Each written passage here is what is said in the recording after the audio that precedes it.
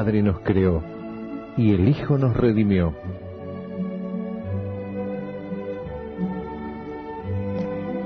Conocer y amar a Dios exige el esfuerzo de la inteligencia y la rectitud del corazón. Teología para Todos, un curso de religión multimedia.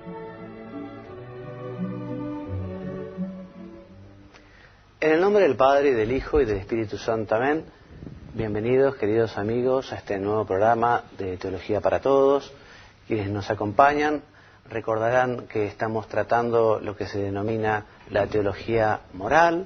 Estamos siguiendo los mandamientos de la ley de Dios.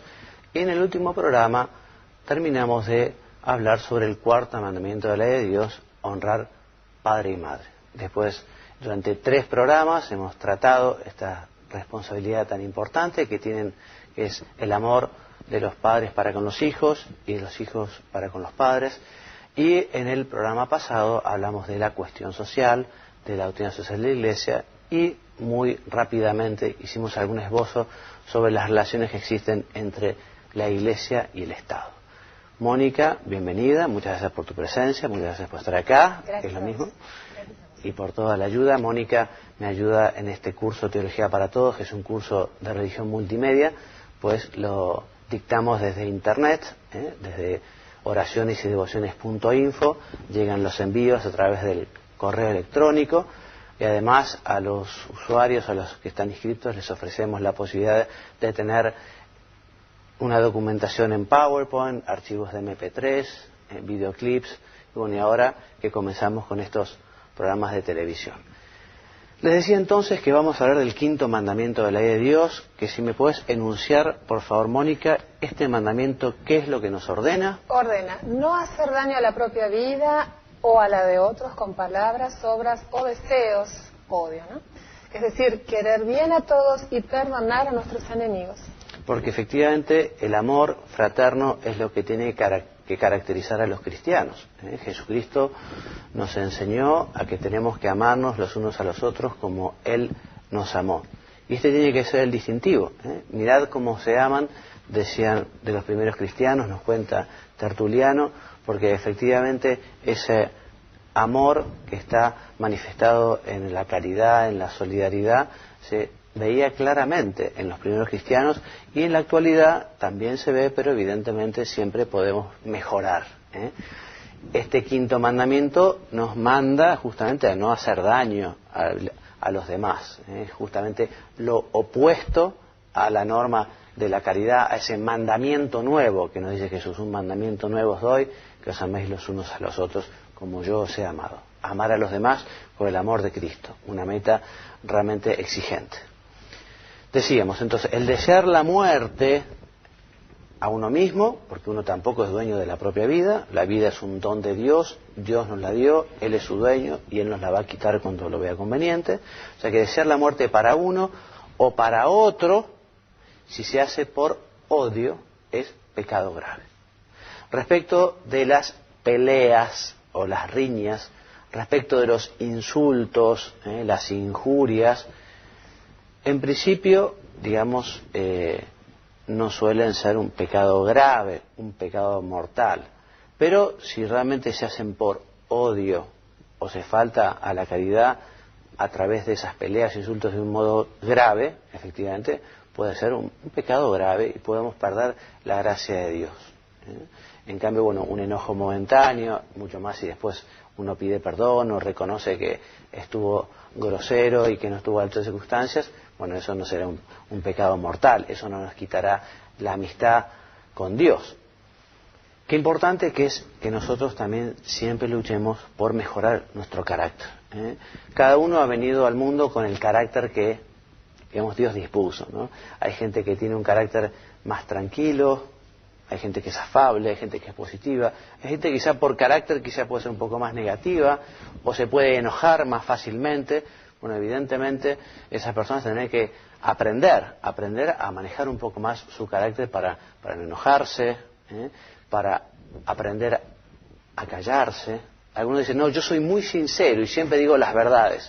No, pero cuidado, porque antes que la verdad está la caridad, ¿no? Y hay que tratar a todos con respeto y con paciencia. Saber esperar, por ejemplo, si uno tiene que corregir, lo decíamos cuando hablábamos del cuarto mandamiento, por ejemplo, en las relaciones padres e hijos, a veces los papás tienen que esperar un poco para no perder objetividad y castigar, con todo lo que esto quiere decir, para la corrección de ese niño, de ese chico, y no solamente porque uno está enojado, ¿no? Bueno, nuestro Señor nos prohíbe la venganza personal, cuando nos habla de las bienaventuranzas, y nos invita justamente a perdonar. A perdonar porque también, decimos en el Padre Nuestro, perdona nuestras ofensas como también nosotros perdonamos a los que nos ofenden. Entonces, de alguna manera también, en la medida en que nosotros perdonamos a los demás, con esa misma medida se nos medirá a cada uno de nosotros. Aunque la ofensa duela, no desear mal a nadie, no desear mal a nadie, cosa que puede ser difícil. Y una recomendación, quizá incluso un poco más difícil, pero muy cristiana. Cuando a una persona a uno le cae especialmente antipática, porque no sé, tiene un carácter que puede ser más o menos desagradable, o con uno no tiene un comportamiento, bueno, rezar por ella, pedir por ella, ¿no? Y pedirle a Dios una especial fortaleza para vivir la caridad con esa persona. De hecho, Jesucristo nos dice que roguemos por aquellos incluso que nos persiguen, por aquellos que nos hacen daño, por aquellos que nos quieren mal. Es algo difícil, pero bueno, está en la esencia de la vida cristiana. El ofendido está obligado a perdonar. Sí, padre, pero yo perdono pero no olvido. Bueno, el olvido es algo más que tiene que ver con el sentimiento. El perdonar es algo más objetivo y es algo más que tiene que ver con la inteligencia. Tenemos que perdonar siempre. Después Dios ya nos dará la gracia de olvidarnos, pero uno puede no olvidarse y sin embargo haber perdonado y actuar en consecuencia. Perdonar quiere decir que después, si esa persona se acerca, uno lo recibirá con caridad, como si fuera el mismo Cristo.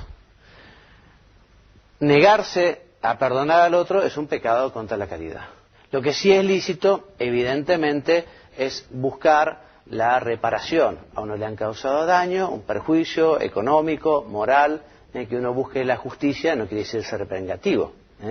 Que uno busque la justicia no quiere decir que uno no está perdonando. Uno puede perdonar perfectamente, pero puede decir, mira, igual esta deuda que vos tenés conmigo, tenés que pagarla o tenés que solucionar esta cuestión. Perdonemos por nuestro Jesucristo.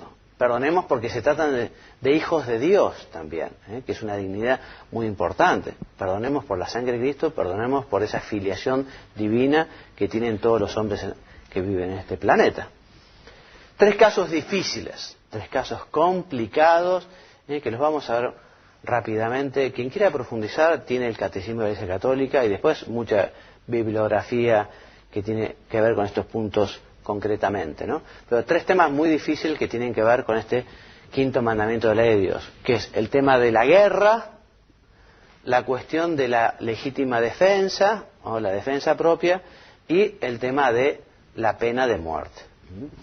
Entonces vamos a hablar un poquito de la guerra justa. En primer lugar decimos que la guerra no puede ser nunca, jamás un medio normal para la solución de conflictos. Todos sabemos perfectamente el flagelo que es la guerra, las consecuencias nefastas que tienen para los países y para las personas que pertenecen a esos países que están en guerra. Por lo tanto, todo ciudadano y todo gobernante está obligado a empeñarse en evitar las guerras. Hay que evitar las guerras. Pero, llegado al caso, con algunas, digamos, exigencias, que ya las veremos ahora, que son importantes, puede llegar a haber una guerra justa, ¿no? Yo te pediría, Mónica, por favor, que me leas despacio estos 5 ítems que hablan de las características que puede llegar a tener una guerra para ser justas. El análisis de esto puede ser muy largo, ¿no? O sea, cada uno es un tema importante, pero los vamos a enunciar y hablar una palabra cada uno. Para que la guerra sea justa, bueno, imposibilidad de solución pacífica, causa justa como sería legítima defensa, que la decisión sea tomada por la autoridad legítima, intención recta buscando la justicia, que sean superiores los bienes que se van a conseguir a los males que se pueden producir. O sea, estos justificativos, por así decirlo, en fin, habrá que analizarlos. Si efectivamente se trata de si es imposible solucionar la cuestión, hay una verdadera injusticia prolongada, tremenda, grave, gravísima, porque la guerra es una cuestión muy grave, una imposibilidad total de resolverlo, existe una causa justa, por ejemplo, lo han invadido, una potencia de un país vecino ha invadido el propio territorio y uno tiene derecho, digamos, a defenderse, ¿no? Evidentemente tiene que estar tomada esta decisión porque en ese lugar la autoridad, si es un gobierno democrático, necesitará justamente la aprobación del Congreso, con la del Poder Ejecutivo, o como esté establecido en cada constitución. La intención tiene que ser recta, o sea, lo que se busca es la justicia y el bien común general, y por eso evidentemente habrá que valorar si de esa posible guerra los bienes que se van a conseguir son mejores, o el desastre va a ser tremendo, entonces al final es peor el remedio que la enfermedad, ¿no? Pero como principio general ya decimos, hay que tratar de huir de la guerra y solucionar pacíficamente los problemas entre los países, entre las naciones. Pero también decimos, la paz tiene que ser obra de la justicia, O sea, un pacifismo conformista con la injusticia, o sea que la paz también, por decirlo de alguna manera, tiene un precio, O sea que siempre la justicia hay que tenerla presente y ver cómo se actúa. Respecto de la defensa propia, evidentemente la defensa propia tiene que haber una relación, ¿no? Una relación entre la defensa y la agresión. Si viene un niñito a patearnos la rodilla, uno no puede, digamos, tomar como defensa propia algo desmedido, ¿no? Tiene que haber relación entre el ataque, por decirlo de alguna manera, y la defensa. Pero si efectivamente uno puede entrar en riesgo de perder la propia vida, bueno, uno puede llegar a matar para defender la vida propia o la de algún tercero también. O sea, uno puede salir a defender la vida de un tercero, la vida de una persona justa, digamos, en el sentido de que no es un delincuente, digamos, una persona que, porque lo que ya veremos un poquito más adelante, lo que nunca se puede hacer jamás es matar un inocente, ¿no? Pero en el caso de que efectivamente haya una persona que no sea inocente, que sea responsable, ya veremos ahora, por ejemplo, en la cuestión de la pena de muerte, ¿no? En casos sumamente extraordinarios, el Papa Juan Pablo II, después de su documento Evangelium Vitae, incluso se reforma el catecismo de la Iglesia Católica diciendo que en la actualidad casi no existen circunstancias en las que sea necesario eliminar a un criminal para defender a la población, ¿no? Pero me estoy adelantando, estamos hablando de la legítima defensa y decimos que para salvar nuestra propia vida o para salvar la de otro podemos, llegado el caso, matar a una persona. Y lo que les decía, la pena de muerte, dice, lo mismo que es lícito matar a un injusto agresor en defensa propia, la autoridad puede aplicar la pena de muerte para defender la vida de los inocentes. Esto no supone el derecho a matar a un inocente, sino el derecho a ejecutar un culpable.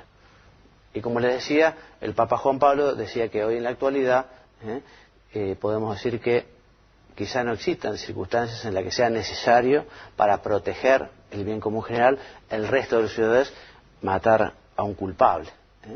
En fin, pero en casos, no sé, de guerra, por ejemplo, o en casos muy extraordinarios, evidentemente siempre en la pena de muerte tiene que haber un juicio que sea justo, que esa persona tenga la legítima defensa, que además, digamos, ese juicio esté realizado por quien corresponde, siguiendo todos los procedimientos que corresponden. En fin, es un tema muy delicado. Esta cuestión es importante también y tiene que ver con el quinto mandamiento, que es el cumplimiento del código de la circulación. Si vos me podés leer, por favor, Mónica, ¿qué es lo que dice el catecismo? Nos dice, quienes en estado de embriaguez o por afición inmoderada de velocidad ponen en peligro la seguridad de los demás y la suya propia en las carreteras, en el mar o en el aire, se hacen gravemente culpables. sea que evidentemente hay que ser prudentes en el manejar, en el conducir un auto, una lancha, un avión, en fin, estos medios de comunicación, por decirlo de alguna manera, estos vehículos, bueno, pueden hacer daños muy graves, y no puede hacer daño, se puede hacer daño a uno mismo y puede perjudicar incluso la vida de los demás, por eso hay que hacerlo con mucha responsabilidad. Pasamos a un tema también muy complicado, difícil, muy actual también, que es el tema del aborto. El aborto de inocente, el aborto procurado, no vamos a hablar del aborto espontáneo, natural, sino el aborto que se busca directamente como fin. Y se llama aborto a la interrupción del embarazo cuando el feto todavía no puede sobrevivir fuera del seno materno. Todos los científicos en la actualidad están de acuerdo que la vida humana comienza con la concepción. Actualmente la tecnología digital en materia de filmación, grabación, es impresionante como nos puede demostrar como un niño de milímetros ya tiene las uñas, ya se ve cómo se va formando. Recientemente National Geographic nos ha dado una serie de fotos digitales del niño conforme, desde la concepción conforme va creciendo. Es impresionante, ¿no? Ahora desde qué momento ya se puede visualizar el niño y sus características fundamentales. O sea, decir que eso no es un niño y decir que es una verruga, o decir que digamos que es parte de la madre, es algo que científicamente hoy es insostenible, porque la tecnología lo demuestra clarísimamente, y quien vea las fotografías, en ese sentido hay una película que tiene National Geographic que está en internet también, uno la puede buscar y es impresionante, ¿no? La verdad cómo puede llegar a verse el desarrollo del niño desde los primeros momentos. El Concilio Vaticano II llama al aborto como un crimen abominable. Y realmente, si la guerra es algo gravísimo, el aborto es tremendo. En la actualidad nos dice la Organización Mundial de Salud que hay más de 50 millones de abortos en el mundo, y eso es un daño que quizá hoy no se llega a ver, pero que lamentablemente a las personas que lo padecen y a las sociedades que lo padecen va a causar unos efectos graves que esperemos que Dios nos ayude a que sepamos todos pedir perdón, porque quizás las generaciones futuras nos conozcan como generaciones que matábamos a nuestro prójimo, que es algo realmente tremendo. Entonces es un asesinato cruel y cobarde. El asesinado es un ser inocente e indefenso que no puede huir. En este sentido, el doctor Jérôme Lejeune, si me puedes leer, Mónica, este investigador francés, catedrático de genética en la Universidad de la Sorbona de París y director del Centro Nacional de Investigación Científica, afirma: esta primera célula resultado de la concepción es ya un ser humano. Muy bien. La vida del feto no es la vida de la madre, son dos vidas diferentes y este niño tiene derecho a que se lo respete. De hecho, efectivamente, el nasciturus, el por nacer, ya puede heredar y ya tiene una serie de derechos que se le reconocen, y el derecho fundamental, esencial, es el derecho a la vida. Lo que hoy se llama interrupción voluntaria del embarazo no podrá escapar de la calificación moral de homicidio. Es un eufemismo, y evidentemente las personas que lleguen a un límite tal que quiera matar a su propio hijo es algo, una situación muy difícil. Yo también quiero manifestar mi comprensión a una persona que llegue a esta situación de querer matar a su hijo, ¿no? Evidentemente tiene que ser una situación muy complicada, muy difícil, ¿no?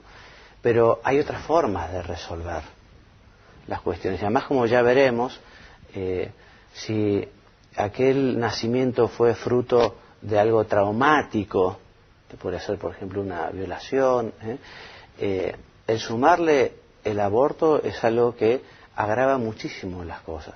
Mi experiencia pastoral me marca que el dolor de una madre por haber matado a su hijo es tremendo. Y esas madres que Dios las ha perdonado, incluso la comunidad las ha perdonado, después ellas no se perdonan a sí mismas. Yo cuando empecé a confesar los primeros años en la Catedral de Córdoba, que fue mi primer destino, realmente me impactó tremendamente el profundísimo dolor y la marca que deja el aborto en una madre, ¿no? Y les puedo decir que personas de 80, 85 años que han padecido esto siendo jóvenes, todavía queda la marca. Yo no digo que efectivamente uno se pueda recomponer, porque Dios cura todas las heridas, ¿no? Pero es algo muy doloroso. Por eso, una persona que se encuentra en estas circunstancias tan límites necesita toda la contención, toda la protección, toda la ayuda, y hay que hacer lo que sea por salvar la vida humana de una persona. Aunque para algunos la vida humana no valga nada, es algo muy valioso y que Dios lo quiere, y que también nosotros, en la medida que podamos, apoyemos y hagámonos responsables. Que en algunas naciones el aborto no esté penalizado, eso no nos dice que esté bien, ni mucho menos. El Papa Juan Pablo II, en Madrid, el 2 de noviembre del 82, quizás ustedes lo recuerden, el Papa con unas palabras muy fuertes decía: nunca se puede legitimar, condenar a muerte a un inocente. La despenalización del aborto lleva a que se realicen monstruosidades, tales como tachos de basura llenos de fetos humanos, o aquel ginecólogo que alimentaba a su perro con los fetos que obtenía de los abortos que practicaban las mujeres que acudían a su clínica. En fin, perdón, un tema fuerte, pero el tema es muy fuerte. En Francia, donde los anticonceptivos están al alcance de cualquiera, el 57% de las solteras llegan al matrimonio con 2 o 3 abortos. En Estados Unidos, donde es muy fácil el uso de los anticonceptivos, el número de abortos sigue creciendo y ya en 1981 había llegado al 1.500.000, 1.500.000 abortos anuales. Les decía, la Organización Mundial de Salud nos dice que se realizan 50 millones de abortos por año. Y aquí, no sé si ustedes habrán visto el grito silencioso, el testimonio de Bernard Nathanson, un hombre que, conocido como el rey de los abortos, pues había comenzado con esta práctica en 1945 y ya llevaba 75.000 abortos. De pronto él descubre, justamente con la tecnología, cuando empieza a ver qué es lo que estaba en el seno materno, cuando empieza a darse cuenta, bueno, este hombre tiene una conversión impresionante, y se convierte realmente en un defensor de la vida y reconoce efectivamente su error tremendo. Les recomiendo esta película porque es muy descriptiva, aunque ya es un poquito vieja. Hay películas que nos hablan de la defensa de la vida y del terror del aborto más modernas, y vale la pena a veces ver estas cuestiones. A los chicos, a los adolescentes, a veces son un poco fuertes, ¿no? Habrá que ver. Pero que los chicos adolescentes sepan estas cosas hace falta, porque si alguna vez se encuentran en cierta encrucijada, el haber visto unas imágenes, haber escuchado algunos temas, el haber razonado algunos conceptos, les puede ayudar a tomar decisiones correctas en momentos difíciles. Dar muerte voluntariamente a una persona inocente es pecado grave, pecado mortal. Así que por encima de las leyes humanas está la ley natural.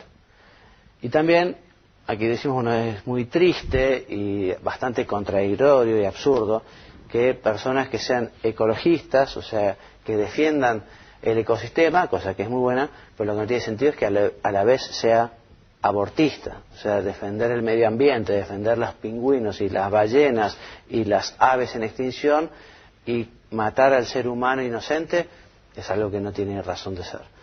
Defienden, decía, las plantas, los pájaros, y no les importa asesinar seres humanos. Muy bien. Y si se trata de un embarazo por violación, les decía, y te pido si puedes leer por favor esta transparencia. La situación de la mujer violada es muy triste. El aborto le perjudicará a ella también. ¿El hijo va a pagar con su vida la culpa de su padre? Mejor darlo en adopción.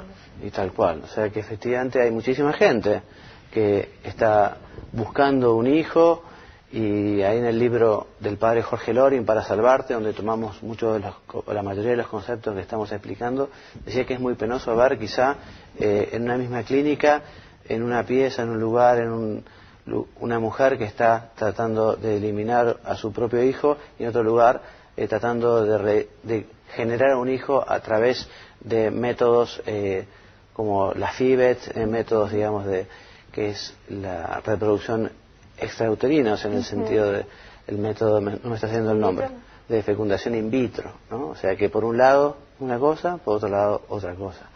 Decía el padre Loring allí, bueno, más fácil sería que esa mujer que va a abortar le diera su hijo a aquella otra que está tratando de tenerlo por unos medios también que no son acordes al querer de Dios. ¿Qué nos dice Mónica Antonio Peco, ginecólogo con 30 años de profesión, sobre el síndrome post-aborto? Nos habla de los remordimientos de conciencia. Efectivamente, las personas cuentan que pasados los años, de pronto se siguen imaginando a su hijo, se acuerdan la edad que tendría en ese momento si vivieran, ven un chiquito y eso les genera un gran remordimiento, eso les genera un gran dolor. También nos hablan sobre los matrimonios que no tienen valor, de mirarse a la cara después de haber abortado y terminan rompiendo definitivamente. O también de los padres que ayudan a sus hijos a abortar y después terminan odiándose mutuamente. Es que son temas que dejan marcas muy profundas, ¿no? Y eso no se dice. Cuando en la actualidad se está promoviendo tanto el aborto en estas latitudes, ¿no? No se habla de las consecuencias, no se habla de los traumas, no se habla de qué es lo que viene después del aborto, porque es bravísimo, es durísimo llevarlo toda la vida. Con razón, los psicólogos austríacos reconocen gran cantidad de neurosis y depresiones en mujeres que han abortado voluntariamente. ¿Y qué es lo que nos decía el doctor Wilke, Mónica? Nos decía que es más fácil sacar un bebé del útero de una mujer que de su conciencia. Muy bien. Tampoco se admite el aborto ante el peligro de que el niño nazca subnormal. Recientemente, además, padecimos la noticia de aquel mellizo subnormal que iba a ser eliminado y que los médicos se equivocaron porque se movieron y mataron al niño que estaba sano. Claro, después mataron al otro, ¿no? Es tremendo, no sé dónde vamos a llegar. Es que los enfermos no tienen derecho de vivir. Una anécdota, lee esto porque es muy divertido. A Marisa Ferrante, al 4º mes de embarazo, el ginecólogo le recomendó que abortase, pues iba a dar a luz una niña con malformaciones, un auténtico monstruo. Ella no quiso abortar y cuando su monstruo cumplió 20 años fue elegida Miss Italia 1995. O sea que los médicos se equivocan muchísimas veces, y vale la pena tener fe en Dios y continuar y que sea lo que Dios quiera. La RU486, que ahora se está repartiendo en muchos sitios gratuitamente, en sitios donde no hay alcohol, no hay curitas, no hay los medios necesarios, hospitales reparten esta píldora que no es una vacuna, que es abortiva. Se reparte el DIU, que puede ser abortivo, pues impide la anidación del óvulo fecundado, en fin. Y por último decirles que la Iglesia desde el principio ha afirmado la malicia del aborto procurado, que además no solo es un pecado, sino que también tiene una excomunión. Y además no solo la persona que realiza el aborto, sino aquellas que cooperan en él. Se nos ha hecho tarde, tenemos aquí nuestro programa. Recemos por las víctimas del aborto, que es un tema muy difícil, y me despido enviándoles la bendición, que Dios los bendiga y los haga muy santos. Amén. Muchas gracias.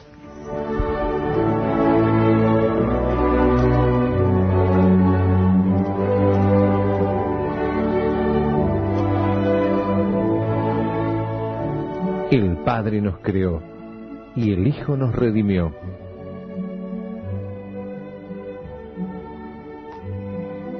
Conocer y amar a Dios exige el esfuerzo de la inteligencia y la rectitud del corazón. Teología para todos.